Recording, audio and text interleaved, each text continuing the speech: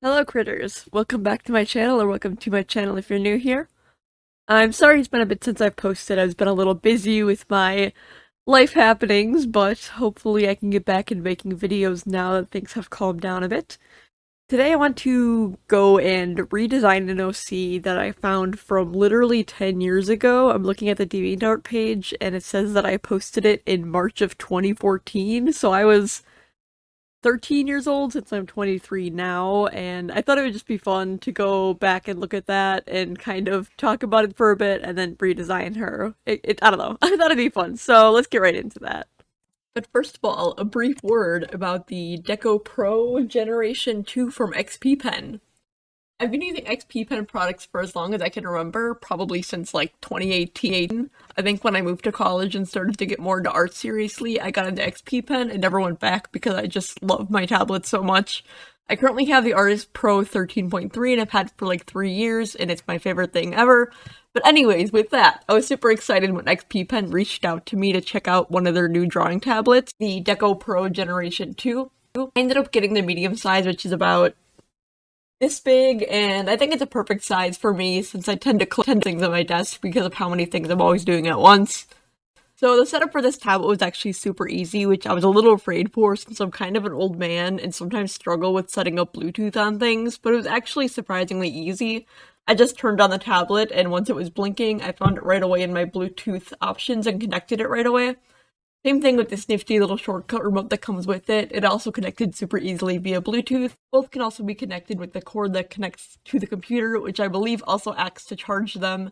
And these cords are also actually super long, but not too long, so it's like a nice length to be able to move around with, rather than how some tablets have very short cords.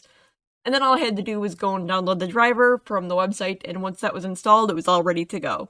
So the tablet itself. The pen is really nice and lightweight, and the pen pressure on this thing is crazy. It has 16K pressure levels, and I didn't think I'd notice a difference, but I really did right away. It took me a little bit to get used to drawing on a tablet without a screen again, because it's been a while, but to be honest, I picked it up again pretty quickly, as it really does feel like drawing on paper, and the pen moves easily, so I don't need to be splitting my attention between the tablet and my computer. I can just focus on what I'm drawing and kind of dial in while I'm using this thing. Not to mention the Bluetooth is really nice because I sit really weirdly when I'm drawing, so I'm able to kind of sit however and move around my already cluttered desk without having to deal with a bunch of wires. The other thing it comes with is this remote that you can use for shortcuts like the side of the tablet has, so I was able to quickly pair that and have one of the keys attach itself to flipping my canvas because if you know how I draw at all, I flip the canvas constantly, and so I'm always needing that in my hand to use. It's also nice because I can hold it or put it on my desk like a little keyboard, and it's almost on a keyboard in that I quickly grease the buttons that I use constantly. Not to mention, it's also really easy to change the shortcuts on the pen itself because I always like a pen button to be the undo button. And I also found out that the end of the pen automatically turns into an eraser that then turns back into a pen to flip it back around, which is like crazy. I don't know. I really like how like thin the tablet is because it's easy to take around with me and I can definitely use it when I'm on the go more easily than carrying around my whole wired setup. It's also very lightweight, which is nice again to just kind of move around, not having to think too much about it. But yeah, I really like it as something to add to my tablets I can use for different things, and as always, XPPen makes a good thing. So I'd like to give a huge thanks to XPPen for letting me try this out. There's a link in the description below to the Deco Pro Generation 2. You can use code AMORY5 for a discount. Back to the video.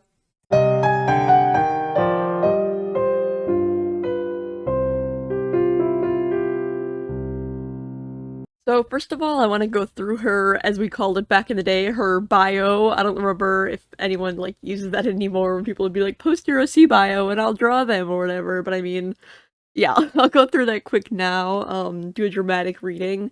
So a little background is that I had made this character for what was called an OCT or an OC tournament back in the day. Again, I don't know if people still do these, where you would kind of like write little things of your OC fighting or killing other people's OCs. It was a time. And they would choose between, like, in a tournament style, which one would be canonized into the storyline and like keep going until someone wins at the end. It was pretty fun. I never got far because I was like 13. I didn't really know what I was doing, but like anyways, let's do a dramatic reading of this bio because it's pretty funny. It's definitely in the tone of how I talked when I was 13 years old on DeviantArt. So, name, Sagi. In parentheses. Why, you ask? Intensely whispers. Because it sounds like Soggy. I don't know how to intensely whisper. Okay. Species, Kerberin. One of Kerberos, one of Pluto's moons. They have pale skin and floppy tails on their backs. And yeah, with one of Pluto's moons, it looks like this little kind of like dumpling shape. It's kind of weird, and I don't know. It was kind of like what I was thinking of back when I made this. I was like really into like Invader Zim and Toho. My two hyperfixations at the time when I was 13, which is pretty funny. But yeah, so basically alien species based on one of Pluto's moons. Gender female. Okay. Age around 1100. Still a child in her species, which is pretty interesting. I think what I was thinking of is that since Pluto is so far away, the like orbit time around the sun is so long, and it would be fun to have a species that lives like a very, very long time and have kind of that being 1000 years old still being a child kind of makes sense in that. But I mean, I don't really remember exactly how long the orbit time is. I just know it's long as hell. So, height 5'4", weight 80 pounds. So oh my god, she's literally like a soggy noodle. I mean, I guess that's like her character name, but whatever. Okay, getting into special abilities. She manipulates moisture. Sounds lame, right? In parentheses. But she can make the I meant tiny, water droplets in the air boil or freeze, in parentheses, solidify, and can gather moisture into small quantities to do as she wishes with, like freeze or boil, or can completely suck moisture out of the air to create desert-like conditions. In addition, changing the moisture around her causes light to reflect differently off of it, becoming a natural camouflage. If she moves, though, she can be spotted, though, so she has to sit still. Sweating emoji. Yeah, so I remember I was trying to think of something that was a little more, like, out of the box for it, and thinking about, like, what would be the atmosphere of one of Pluto's moons. I don't know if there's any moisture on Pluto's moons, but I mean, I guess we don't know much about it, so again, in my mind, I was like, it's so far away, it's like this weird oblong object, we can just kind of guess and make up our own shit, you know? But anyways, weapons, none. Strength's pretty strong physically, even though she's literally like a twig. Knowledge of hand-to-hand combat, good with her controlling of moisture. Weaknesses, lacks in the mind, in other words, an airhead. Womp womp. Sometimes too proud for her own good. Personality, proud, sometimes brags, and is childish and airheaded, but she does know when to get serious if she is in danger, of course. She's also kind of sensitive and does not take insults lightly. It hurts her fragile pride. So, I don't know, that's silly. I don't know. So yeah, backstory. Back on Kerberos, Sagi was bored of her life and was sometimes ridiculed by other Kerberites. I thought she was a Kerberin.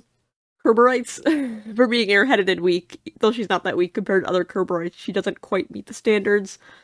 Wanting to find something to do, she signed up for something she found online from a different planet, 030, and that's like the intro to the OCT. But anyways, so yeah, that's a whole bio. I don't know, pretty silly. It's kind of lines up with my special interests back then. It reads kind of like a Toho character, you know, like 80 million-year-old fairy who is like this mischievous little weirdo, you know? But anyway, let's get into looking at the art and design sheet that I did for her. We can do that next.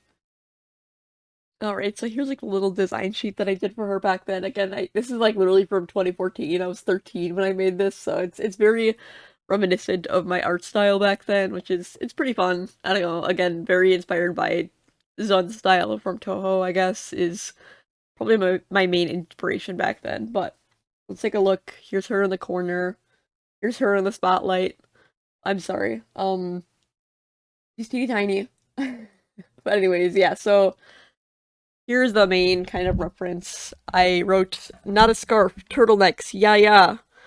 I don't know what that's supposed to mean, but okay. So she has like this little bow on her head, this like kind of minty green hair. It looks like she has like red eyes, but I'm not sure if they're supposed to be brown. I forget. So yeah, looking at her, she has that turtleneck. She has those floppy tails on her back, as I mentioned in the bio. They're kind of just like a little, I don't know what that's supposed to be, but yeah, she has like a turtleneck, sweater, vest, some kind of skirt, and little like socks.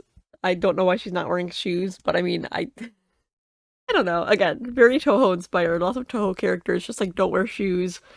But yeah, She has these little gloves. They say stripes represent age, one stripe for each 500 years, meaning she's a little older than 1,000. Still a child by Kerberan standards, as I had mentioned. And I think that's a pretty cute, little thing that I added. I don't know. It's a fun little pop of color, too. It kind of reminds me of, like, Colgate toothpaste, though. Her whole design reminds me of, like, toothpaste. I don't know. I kind of like the color scheme. I know back in the day when I used to make characters, again, very inspired by Toho, I would just kind of throw a bunch of colors on, but I think I did make a pretty cohesive color scheme with this one. It's like the blues and the greens with a little pop of color with like the purple and the red, which I know is like, the purple and the red overall kind of is a little much, but I mean, I think I can try and incorporate that. But yeah, here's another thing. It says, little floppy things on back, not important, just able to move, picture two tails, but on her back. It's just a Kerburn thing. OUO. And yeah, I don't know. So that's that. It here's her controlling her moisture, I guess. Yeah, that's about it for the reference though. So I guess I'll get into my redesign and try and incorporate what I can. So let's get into that then. So first of all, as I usually do, I make a little blob for the silhouette and for the pose in general. I wanted to do something like a little bit of something uncanny or unsettling for the pose, and for the design in general. It was kind of my first idea, was to give her like these big kind of bug eyes and give her this kind of unsettling pose that's very lanky and kind of elongated, because I wanted to make her look a little more alien than the original design, and again, make it a little more uncanny, I feel like, was the goal. So I made her limbs a little longer and made the proportions a little different and a little more noodly. I also changed like the tails on the back to be more like big tentacles. I thought that'd be fun, you know? Again, a little more alien, a little more kind of like in tune with the rest of her being more kind of flowy, more lanky, more elongated, as I said before. And again, a little bit of a contrast to the rest of her kind of cutesy design, having these big kind of protuberances. Is that the word? Protuberances on her back, you know? And I got rid of the socks because I wanted to give her some shoes, like, to save her because she's walking around on a rocky planet. So I gave her, like, these boots, I guess, kind of like, I don't know, these big long boots, you know, and I, like, kind of long because I'd assume it'd be a cold climate, but also I'd assume she'd be used to it, but I don't know, you know? And also I gave her this bomber jacket because I was picturing when I was originally making this kind of world building that it's kind of like a more militarized type of place, that they have like child soldiers, which is kind of what she is. That was kind of like the original idea for her. So I gave her like this kind of bomber jacket and kind of more like military type of uniform. Not really, but like kind of, you know, kind of like the combat boots that are really tall and the big long gloves and the bomber jacket and, you know, and some kind of like military-esque shorts is what I was thinking in the first place. But yeah, that's what my main thought process for the design itself. And for her hair, I wanted to do something a little more, again, cutesy to kind of fit her a little more. I gave her some pigtails with the big bows in them, because I thought that'd be a little more, like, better for the silhouette. I don't know. I thought it was fun, and again, it's kind of just, like, heightens the contrast between her being somewhat unsettling and uncanny versus the more cutesy elements of her, like the big bows and her pigtails, and the kind of, like, again, cutesy design, cutesy proportions, while also being kind of weird and lanky and uncanny. So yeah, here's me doing the line art, and if you've ever watched my videos before, you know that I don't like doing line art.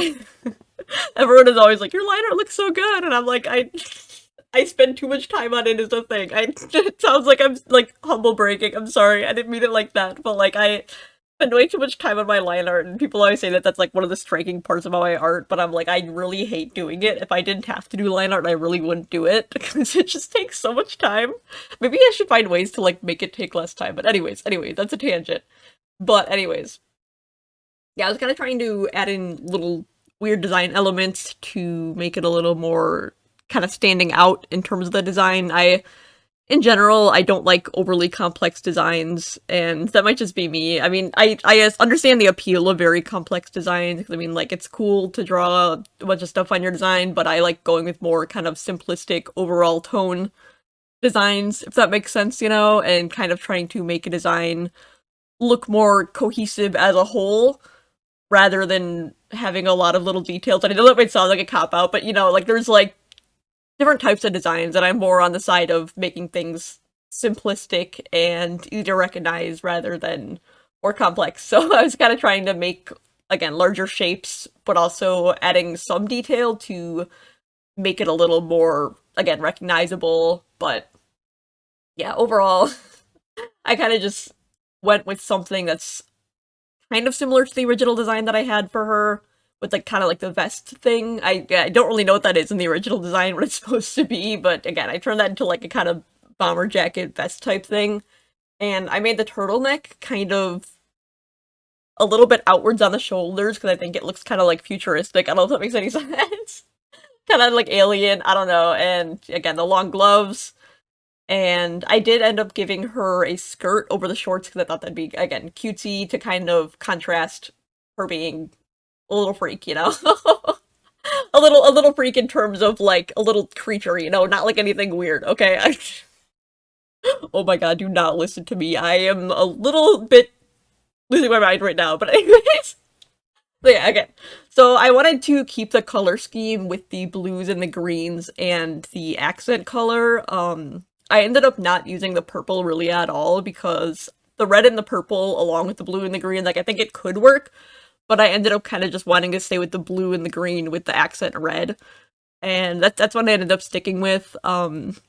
I don't know, I think it's an interesting, I don't know what it's called. I know people should know color theory. I don't know the names for things. But I think the blue and the green and the red, is it like a triad or whatever? I don't know. I think it's a fun color scheme. And here I was kind of trying to experiment with the different colors of the bomber jacket and the skirt because I didn't want them to be the same color like they were in the original, but also I kind of did because to like keep the original vibes, but also it's kind of rough to do that with the design because it kind of weirdly frames the lightness of the shirt. So I wanted to kind of draw the eyes away from the skirt and more towards the face rather than when I had it the same color as the bomber jacket. It was like kind of again boxing in the lightness of the shirt. So I ended up changing that to a gray. And I hate using gray, but it's fine. I ended up using it. I think it turned out fine. Here I'm just going in with the shading now. I ended up making her skin that very, very like pale white type of thing because I don't know. I was like in the original design that like she's very, very far out away from the sun. She's like a little creature, a little bug creature, you know. But like having kind of, I think like fleshy bits is what I was thinking. I was gonna give her more fleshy bits on the rest of her, and I ended up making the tentacles on her back look a little more fleshy with like the redness in her cheeks and like the underlying tones of red, which means her blood would be red then. And I was thinking like her blood would be like a darker red, kind of like her eyes, and having that be like the accent. Um, I don't know if that makes any sense, but again, and giving her these big dilated pupils, it's probably pretty dark where she lives out in by Pluto, you know, if that makes any sense. I gave her like these big bug eyes, kind of freaky looking, you know. But also I think they're kind of cute. I don't know. And here I'm just going and shading the clothes, and yeah, I ended up shading the whole thing. I was like, oh, I just want to make a reference, but then I ended up shading the whole thing because I'm a sucker for that. So, yeah. Sorry. Yeah, just finishing up the shading here. I didn't really do any kind of, like, overall cohesive shading. I kind of just wanted to add a little dimension to it and make it a finished piece, you know? I don't know. I ended up doing some more like, it's more like blue shading. Again, I think because she would live out with no good light on Pluto's moon or whatever, but and a little symbol on the jacket is kind of like what Kerberos looks like. It looks like kind of like a little bean shape. And here I'm making the tentacles look a little more fleshy. That's kind of what I was thinking to, again, make it a little more uncanny, a little more creepy, I guess, creepy vibes. And yeah, that's about it for the redesign. I don't know. I think it turned out pretty well, pretty cutesy. I feel like if myself from back then saw this, I would be like, oh my god, you know. But yeah, that's it. So I never know how to end these things, but if you liked the video, make sure to like, comment, and subscribe, and do all that stuff. Give me some video suggestions. Again, I've been gone for a while because I've been just super busy with my day job and my life, but make sure to check out my commissions, lol. Yeah, I mean, I'll see y'all in the next video, so, bye.